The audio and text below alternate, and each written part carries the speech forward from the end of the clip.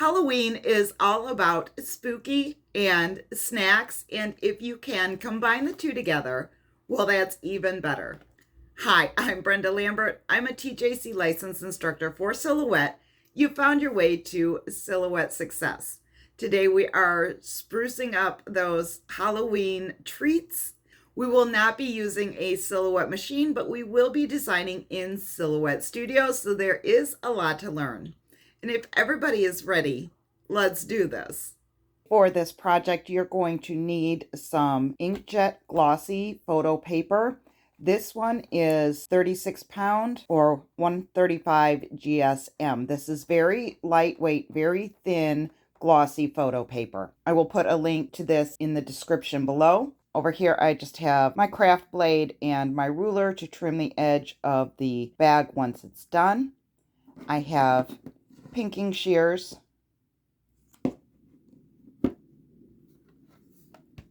and a paper crimper. The pinking shears and the paper crimper are not necessary, but they do add a nice finished touch to the project.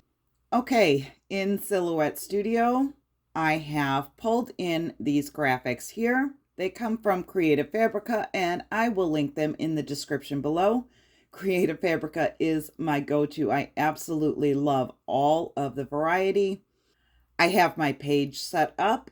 I have it set to Cameo 4, feed type auto, manual, cutting mat, 12 by 12, and the media size is set to letter.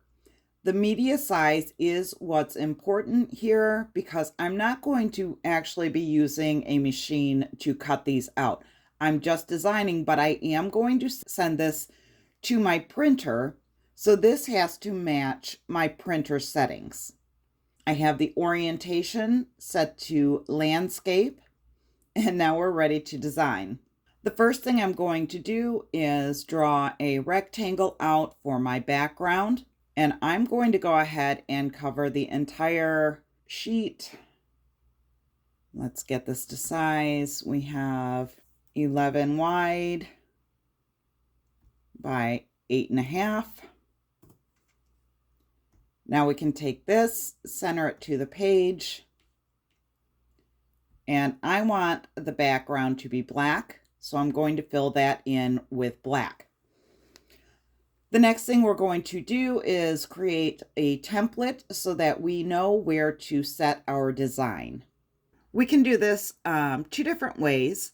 The first way is using guides. You're going to come over to the ruler on the right-hand side of your screen, double click and pull a guide over. You can see at the top, it's set at 2.812 right now. That's exactly where we want that one. We're going to grab another one and set it at 7.812. There we go. Now with these guides in place, this is the front of the chip bag. These are the sides. The guidelines are essentially where you're going to fold your chip bags over. Now we can bring these guys to the front here. Select this guy, center him to the page. That looks just a little bit off to me. I'm going to pull it back over. And we can set this over on either side, whichever you prefer. And I'm going to line up the bottom edges. We want a bit of space at the bottom and the top to be clear, because if I select this and make it transparent, you can see the print border. Anything around this print border is going to be white, and that's okay. We can trim it off, but we just want to make sure when we are placing our designs that we have plenty of room around the edges and none of our design is actually in the print border. Now, if you are not a fan of using these guides, another way you can do this is to grab another rectangle, and you want that 5 inches by 8.5 inches. We can send that to the back, send our background to the back, Lower the transparency back down. And then if the color difference is bothering you, you can change the fill color to none and the outline to white. And there you can see your box, and that is the front of your bag, and then you have the sides of your bags as well. So 2 different ways to create the template, same result. The next thing you're going to want to do is go up to the File tab, head down to Print, check the Print Preview, make sure everything looks good, and click on Print. I will be using my EcoTank 2720 today. This is not a sublimation printer. I'm just using regular ink in it. Today I'm going to be using Premium Photo Paper Glossy. So that is my setting here. Click OK and then print. I absolutely love using the Epson EcoTank printers. The colors always come out vibrant, and it does not break the bank when you need to refill the ink. Okay, to start, we are only going to trim off one edge, and that is this edge here.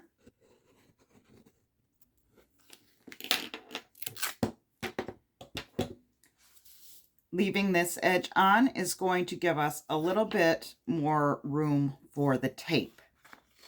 Let's flip it over.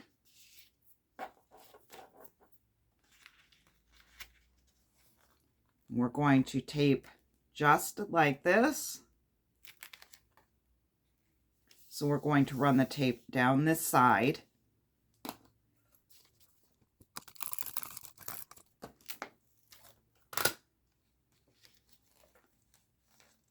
Fold it over.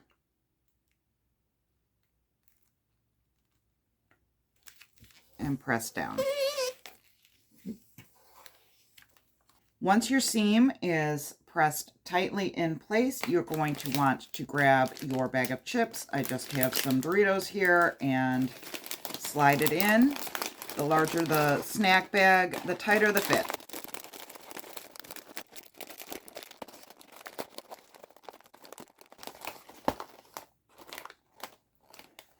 Now I'm going to take my tape runner again, and I'm going to make little tape marks along the inside here.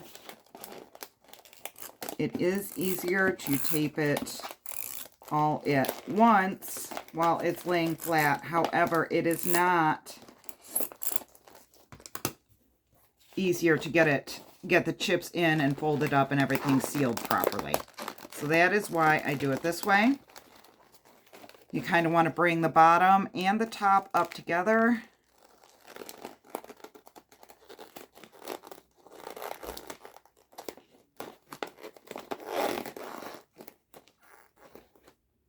Get a nice seal. Let's do the same thing with the top.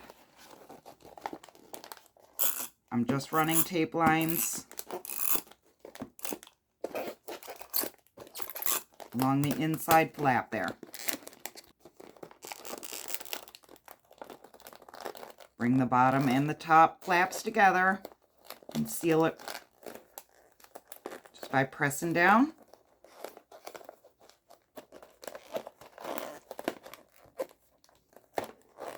Okay, so that is cute, but we are not finished yet.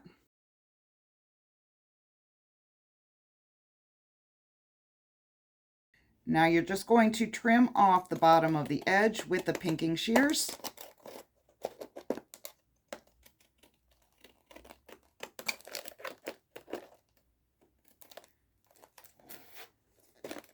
Same with the top, that gets rid of that white edge.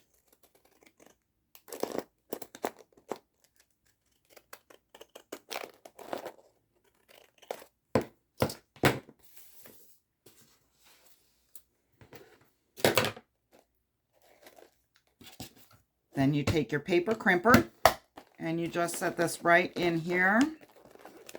Try to get it even. And turn the knob.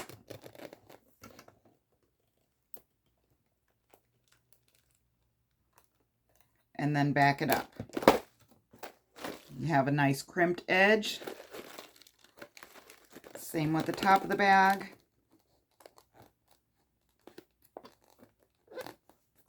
Just feed it in.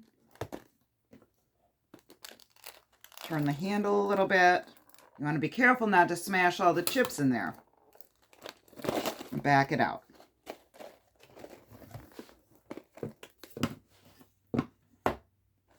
How cute is that?